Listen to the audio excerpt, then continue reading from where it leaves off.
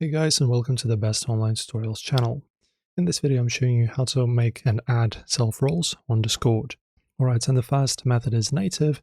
You can go ahead and open up your server settings. Just click on the drop down here. Then you go to server settings. Then you go to roles. And in here, as you can see, we can assign different roles to different people. So as you can see, we can edit them, right? Then we can also remove the roles if you wish. No, sorry, I just closed it. And of course, assign different roles to different people. Also, we can set default permissions, as you can see. There you go. And this is the native way. And the second way is by using a CarlBot.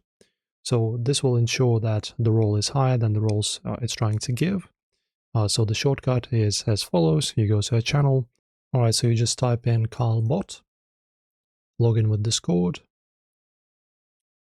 All right, then authorize this bot, pretty simple. Return to the browser, then choose the server. In my case, it's going to be test, so this is the server you're adding this bot to. Continue, give it all permissions, it's just a test server, so I don't really care. Verify. Okay, there you go. And then type in this command. There you go. And follow the prompt to pick your channel, your message, and your emoji. All right, so you just press on /role. Like this, and you can, for example, choose yourself. So this is my nickname. You go and click on the username and role. Now you type in, for example, maybe I need to not use the spaces. Let me see.